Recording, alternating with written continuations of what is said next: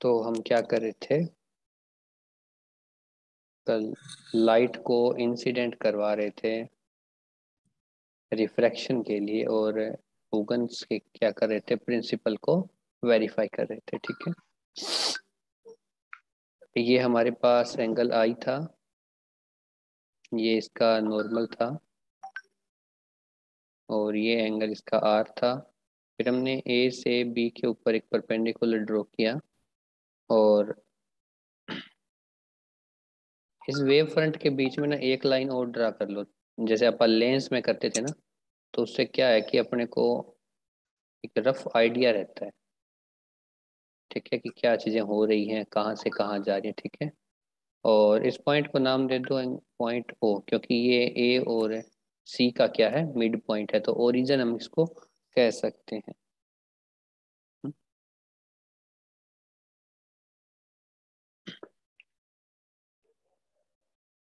ये मीडियम कौन सा है जिसकी रिफ्रैक्टिव इंडेक्स म्यू 1 है और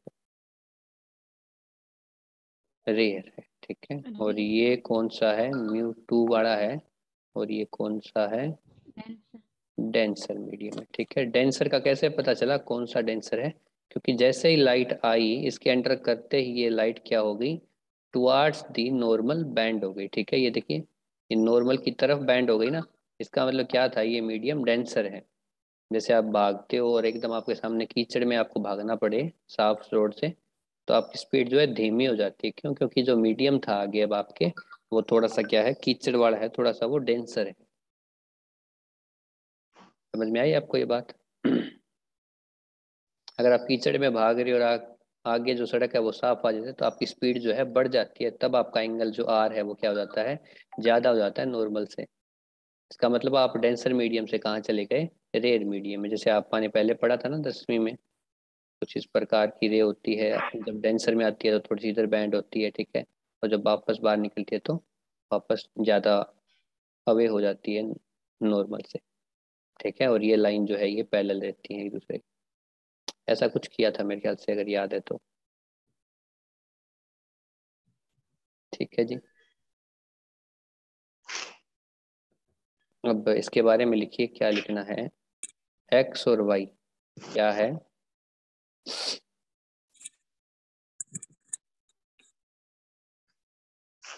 सरफेस। ठीक है, और किस चीज़ का सरफेस है, जो हमारे म्यू 1 यानी कि मीडियम 1 और मीडियम 2 को क्या कर रहा है, सेपरेट कर रहा है। ठीक है, उसके बाद ए बी क्या है,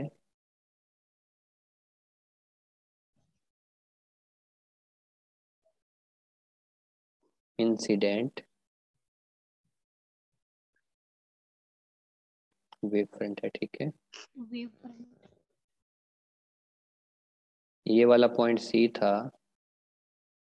और ये पॉइंट अपना डी देते हैं। ठीक है, सी डी क्या है, रिफ्रैक्टेड है या रिफ्लेक्टेड है? रिफ्रैक्टेड। सी डी क्या है, रिफ्रैक्टिव वेव फ्रंट है। ठीक है, एंगल आई क्या होगा,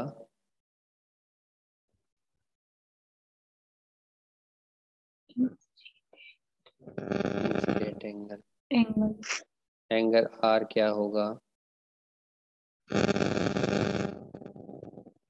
किसका माइक है ये,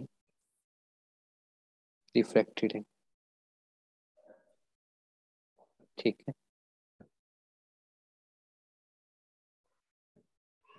और हमने कहा था जब लाइट आती है तो लाइट की स्पीड क्या होती है, लाइट की स्पीड वी में लेते हैं या सी में लेते हैं, ये बताइए पहले। सी। सी में लेते हैं ना। तो क्या करेंगे, इस मीडियम में जो लाइट आ रही है M1 में, उसकी स्पीड क्या है, C1 है, और जो M2 में आ रही है उसकी क्या है, C2। ठीक है, तो क्लासीफाई करना आसान हो जाएगा कि कौन से में स्पीड कितनी जा रही है।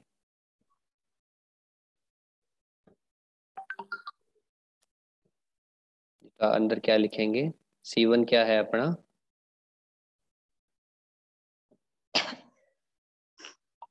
Speed of light in medium first. हाँ जी, इन मीडियम 1।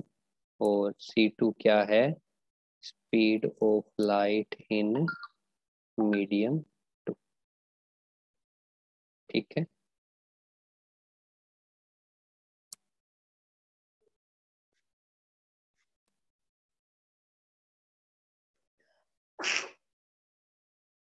इतना समझ आया?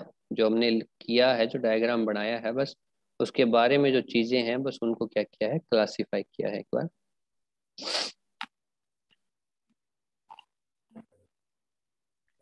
अब क्या करेंगे?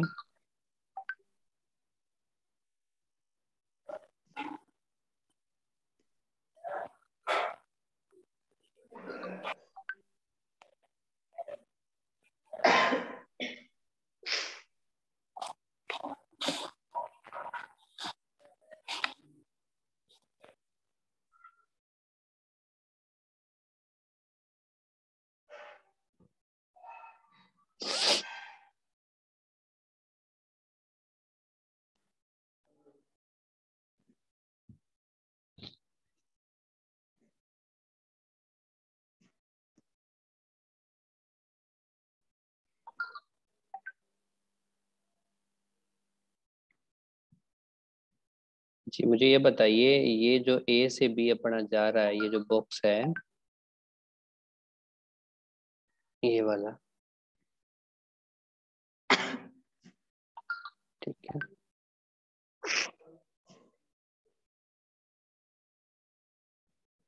क्या ये पैरेललोग्राम बन रही है परफेक्ट, ये पूरा ABCD?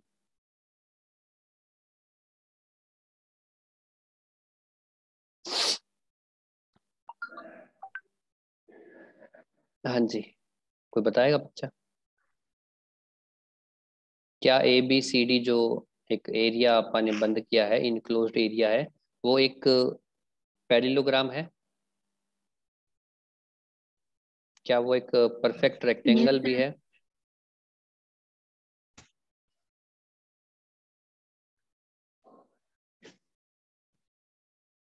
गुड्डू, वो पैरेललोग्राम नहीं है, ठीक है, क्योंकि पैरेललोग्राम होने के लिए उसकी जो कंडीशंस हैं वो सेटिस्फाई नहीं होती। ये पैरेललोग्राम तब बनती जब अपनी जो ये लाइट है कहाँ जाती, ऐसे सीधे जाती। ठीक है, तब आप इसका कोई भी दो पैरेलल लाइन डाल के सेगमेंट लेते ना, तो वो क्या आता, इसके इक्वल आता। लेकिन हमने क्या किया है, इस लाइट को एंगल आर से बैंड किया है, और एंगल आर से अगर बैंड किया है तो ये जो एरिया इनक्लोज हुआ है, ये एक परफेक्ट शेप नहीं है, ठीक है, ये इम्परफेक्ट है। लेकिन जो इसके सब ऑर्डिनेट हिस्से हैं जो सेंट्रल लाइन की वजह से आ रहे हैं, जैसे कि ये वाला हिस्सा और ये वाला हिस्सा, ठीक है, ये एक दूसरे के बराबर है।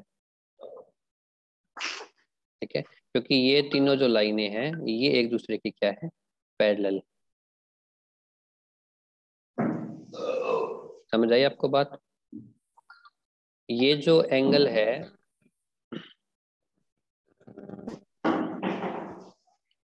ये एंगल क्या है?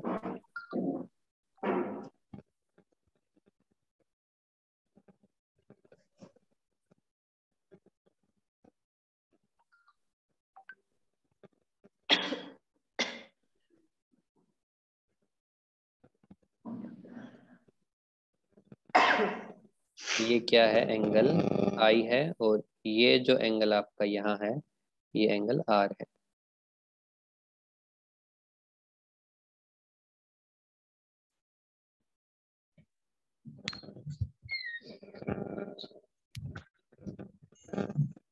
ये कौन सा एंगल, आर, ठीक है। ये एंगल ए ओ है, इसको अपा क्या देते हैं, इसको पी कर दो, इसको क्यों कर। ठीक है, हमारे पास दो ट्रायंगल हैं, राइट एंगल ट्रायंगल, क्योंकि ये 90 है तो ये इसके साथ भी क्या हो रहा है, 90 का ये बनाएगा। एक ट्रायंगल है APO, और एक ट्रायंगल है अपने पास COD। क्यू, ठीक है जी।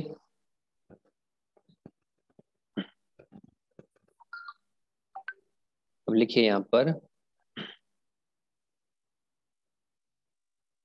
The point P on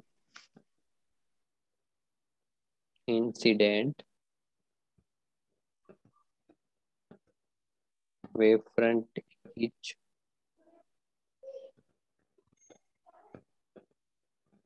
reached at Q on the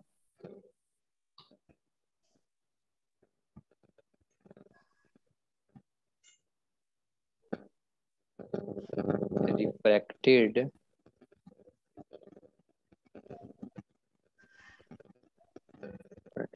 ठीक है। ये जो पी पॉइंट है ये यहाँ भी आप ले सकते हैं, इसकी कोई जरूरत नहीं है, क्योंकि जो वेव फ्रंट होता है वो एक तो होता नहीं, ठीक है, बहुत सारे वेव फ्रंट होते हैं। तो ये लाइट यहाँ से भी आ रही होगी और यहाँ से भी आ रही होगी। आप सिर्फ एक रेफरेंस के लिए तीन जो वेव्स हैं उनका एक वेव फ्रंट यूज कर रहे हैं, ताकि हम एक को स्टडी कर सकें। क्योंकि अगर एक का मान निकल गया तो बाकी जितने भी, अगर हमको एन नंबर ऑफ वेवलेट्स दिए गए हैं तो उनका एन की लिमिट के साथ क्या कर देंगे, इंटीग्रेशन कर देंगे, जो आप +2 में अक्सर करते हैं, ठीक है।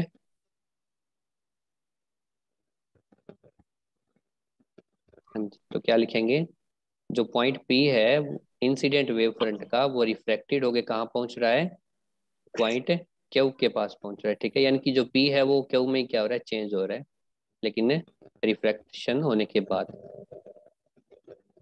और कितने टाइम में, इन टाइम, ठीक है।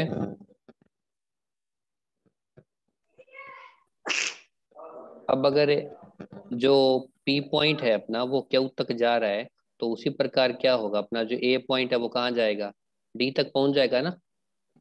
और जब अपना बी पॉइंट है वो कहाँ जाएगा, सी पॉइंट तक। सिंपल सी बात है, आज की ए बी लाइन है, आप पूरी की पूरी अठे पहुंचेगी नहीं, सी क्यू और डी के।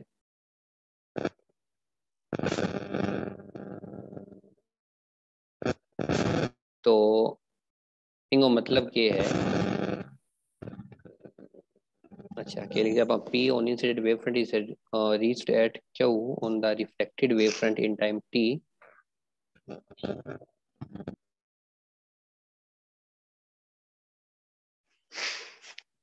also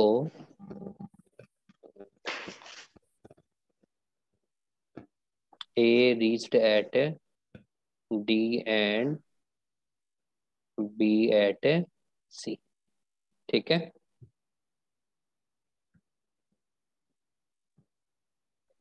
इम्प्लाइज, इसका मतलब क्या है, जो टाइम जो टी लगा है वो अपने को क्या लगा है,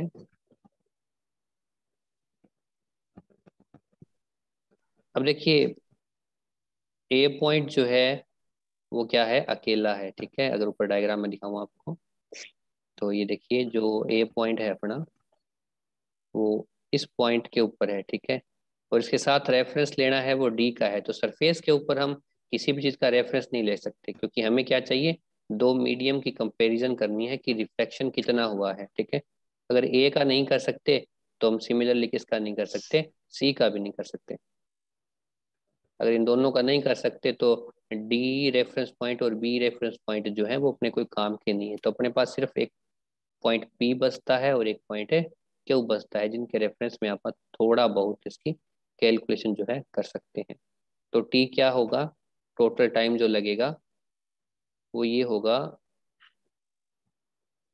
पी को ओ तक जाने में जितना टाइम लगा, ठीक है, गुणा के अंदर मीडियम टू प्लस ओ से क्यू को जितना टाइम लगा, मीडियम वन, और डिवाइड बाय C1 C2। और वैसे ये ना कॉम्प्लिकेटेड हो रहा है, आप इसको मत लिखो, काटो।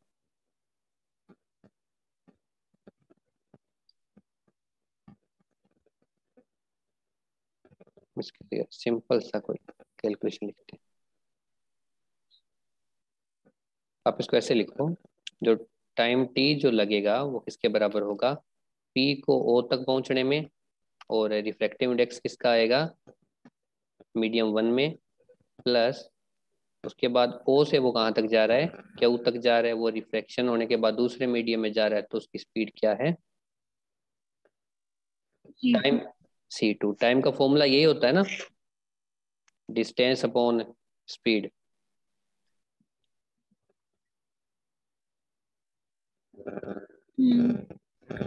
तो हो गया क्लियर। अब क्या करेंगे, मैं यहाँ दोबारा डायग्राम बना देता हूँ वो, ताकि याद रहे अपने को। अपने पास दो ट्रायंगल्स हैं, दो right angle triangle, A P O Q C, ठीक है। ये एंगल उसका आई है, ये एंगल उसका आर है, ठीक है। ये उसके क्या है, 90 डिग्री के दो एंगल हैं। तो क्या लिखेंगे, इन राइट एंगल ट्रायंगल,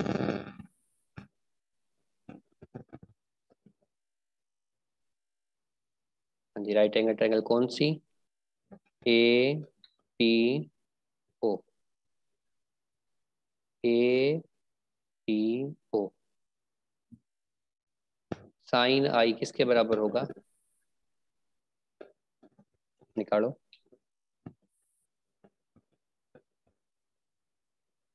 हाँ जी, साइन थीटा किसके बराबर होता है,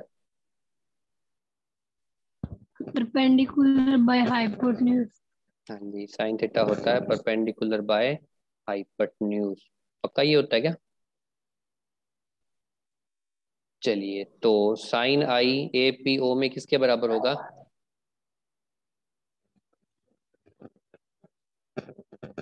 परपेंडिकुलर क्या है इस AP ट्रायंगल का, अपॉन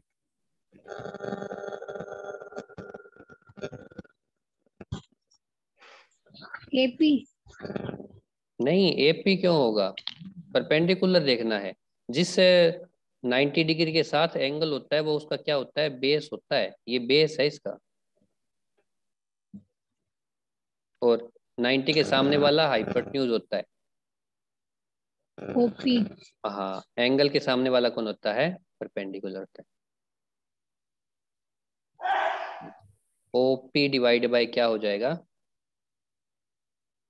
ओए ओए, ओए।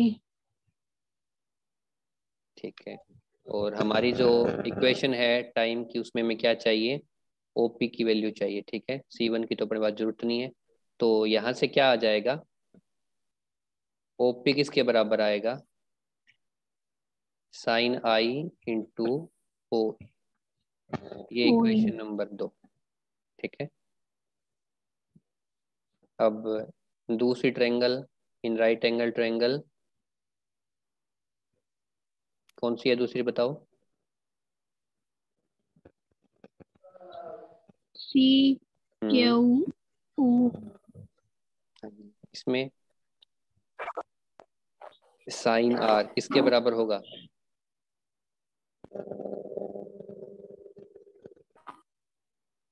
O Q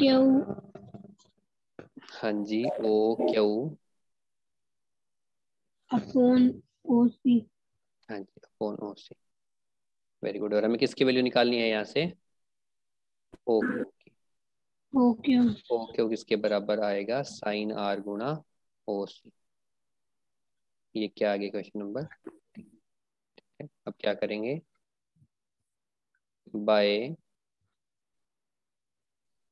using equation 2 3 in equation 1, ठीक है, वी हैव,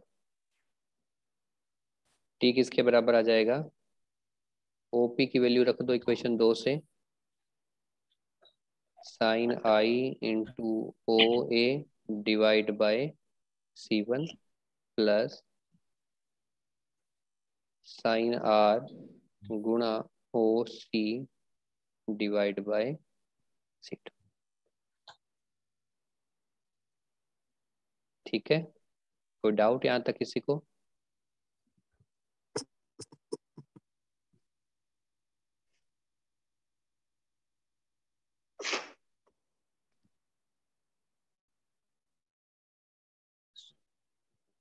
जी ये डायग्राम आपने बना रखा है ना, ये वाला, दोनों डायग्राम, ताकि मेरे को बारी बार ना खोलना पड़े आपको।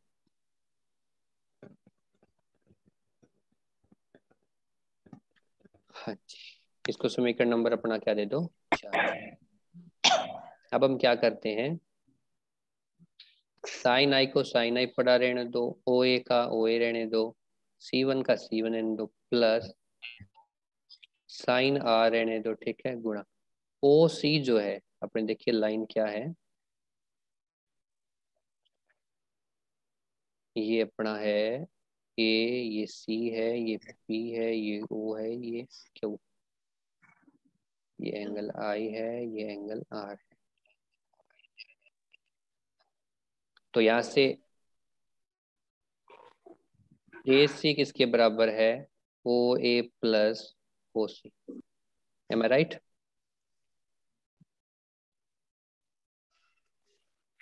ओ सी की वैल्यू क्या आ जाएगी, ओ सी किसके बराबर आएगा,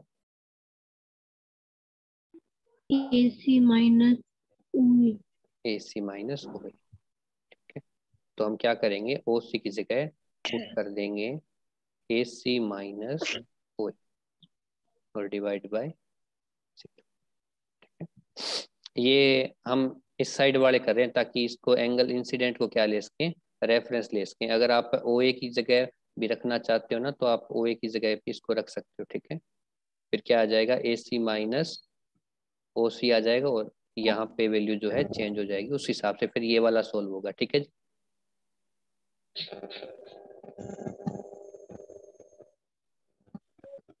हाँ जी। अब क्या होगा,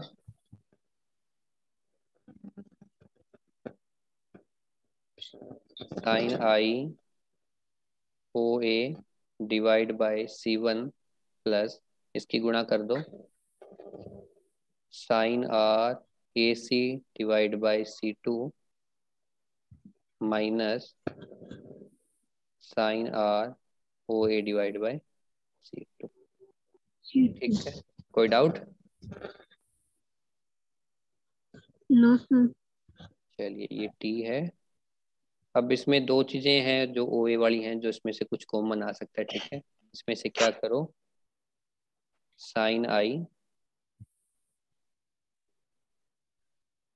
divide by C one minus sine R divide by C two, और क्या कॉमन आ गया, ओ ए कॉमन आ गया, प्लस रह गया आपका साइन आर ए सी बटा सी टू, ठीक है।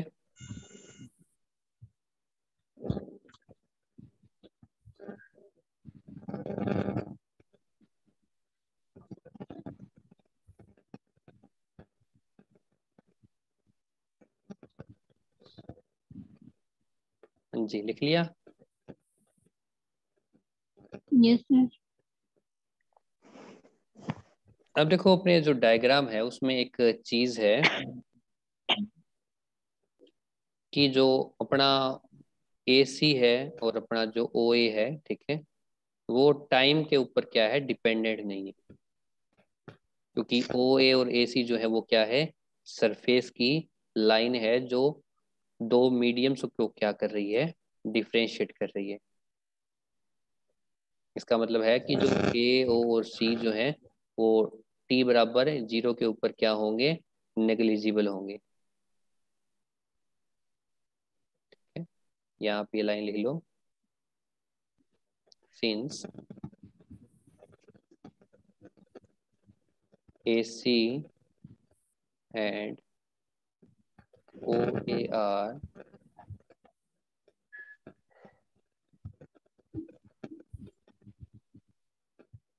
इंडिपेंडेंट ऑफ टाइम, ठीक है। अगर इंडिपेंडेंट है वो टाइम के, तो इसका मतलब क्या है, which implies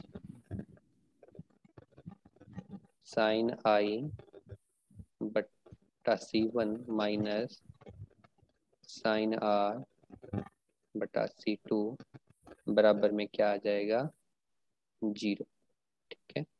अब ब्रैकेट में क्या लिखें, क्योंकि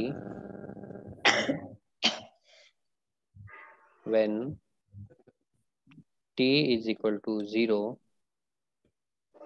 OA and AC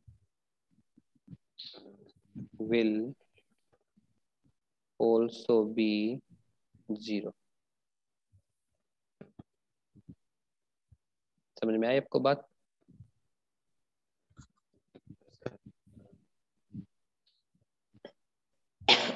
हाँ जी, थ्योरम है ये, वैसे बता दूं मैं आपको, अगर आपको बोरिंग लग रही है ना, तो साइन आई किसके बराबर आ जाएगा आपका? साइन आर बटे सी2। ठीक है, यहाँ से क्या कर दो, एक दूसरे का रेशनलाइजेशन कर दो, अपने पास आएगा साइन आई बटे sine are is equal to C1 बटा C2।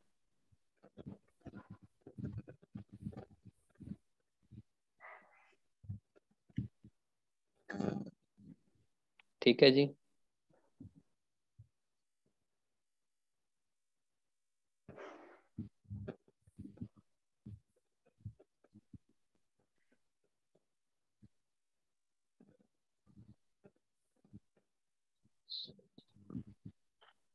μ12 आपने पढ़ा है ना 10वीं क्लास में, आपने n12 पढ़ा है मेरे ख्याल से। ठीक है, n और म्यू दोनों रिफ्लेक्टिव, μ12 क्या होता है?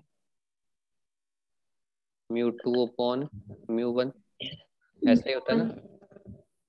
और स्पीड की यूनिट में क्या होता है, ये दोनों एक दूसरे से उल्टे हो जाते हैं।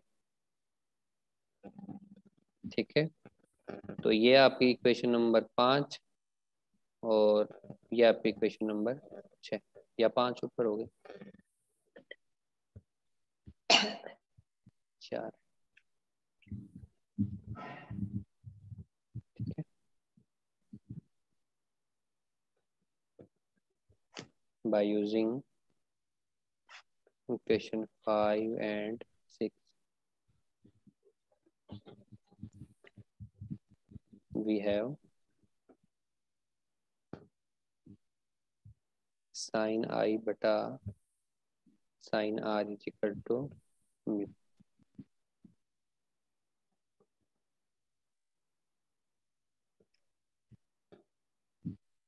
which is the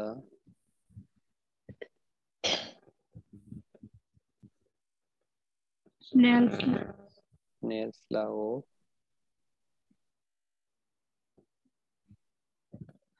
refraction।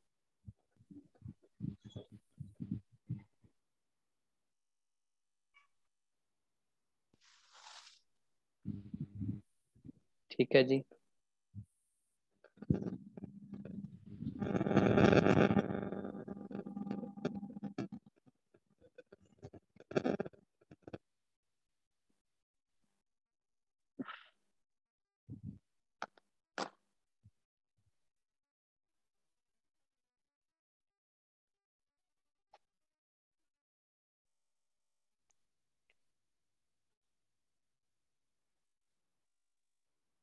लिख लिया सबने? यह आपका हो गया वेरिफिकेशन ऑफ रिफ्रैक्शन। ठीक है, बाय ह्यूजेंस प्रिंसिपल। ठीक है, वो क्या कहता है कि आपके पास अगर वेव फ्रंट आ रहे हैं तो वो रिफ्रैक्शन होंगे, तो रिफ्रैक्शन होने के बाद उनके जितने भी वेवलेट्स होंगे वेव के, यानी कि जो लाइट वेव है, वो स्नेल्स लॉ को क्या करेंगे, फॉलो करेंगे। और अगर वो रिफ्लेक्शन देंगे तो फिर वो रिफ्लेक्शन लॉज जो है उनको फॉलो करेंगे। तो ये अपनी सारी क्या है, डेरिवेशन है उसको प्रूफ करने की कि वो कैसे फॉलो करेंगे। ठीक है, ये कुछ अजम्पशंस हैं, जैसे कि जो ए सी और ओ हैं वो टाइम जीरो होने के साथ क्या हो जाएंगे, जीरो हो जाएंगे। ठीक है, जिनको अपने को लेट करनी पड़ती है। मैथ में आप ऊपर लेट करके चलते हैं, और फिजिक्स और केमिस्ट्री में जहाँ आपका मन करे, जहाँ इस्तेमाल करनी हो वहाँ ये लेट करो।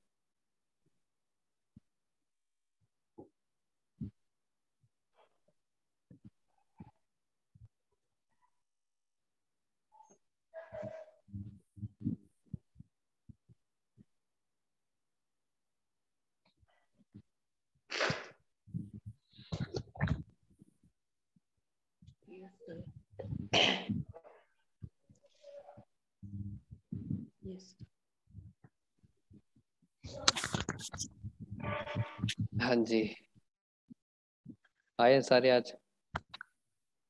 सर जी दीक्षा लीव मांगी भी कंफर्म कौन है सुबह क्लास कौन लगा इसकी। अभी अभी फोन आया यार, मैं जल्दी कर ली जानता ही।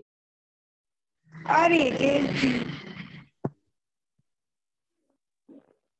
देख लो। एक ही मिनट पहले। हाँ, अब देख ले दीक्षा, मेरे कने ऑप्शन को नहीं है लीव लगाने को। मैं लगा तो दूं पर क्या करूं। जी हाँ, सच्ची मैं लीव तो भेजी। अच्छा भेज लीव। अच्छा आईडी है, एक मिनट। मैंने उम्मीद को नहीं है तारू लीव आईडी।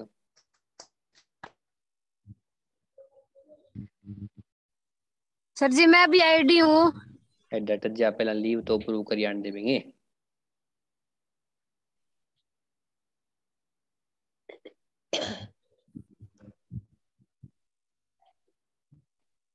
बाकी लीव में लिखियो क्या है ने, अर्जेंट पीस ऑफ ये वर्क कौन एट होम। लिखा? Urgent piece of work at home है। तो और क्या लिखा फिर फोन करे कोनी। और चल लगा दें फिर प्रेजेंट के। अच्छा, लगा आरजू, दिया। आरजू दोनों है के? Yes sir. रेनू है, प्रियंका है के? Yes sir. प्रियंका क्यों नहीं डिवाइस को नाम बदल रही? कांता, भूल गई सब्जी। हाँ कांता है। Yes sir. पारुल,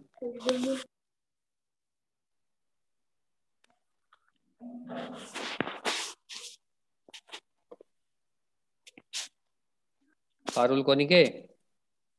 कांता जा होमवर्क भेज दे। है कौन नहीं सब्जी पाई। के बात पारुल की ना आजकल।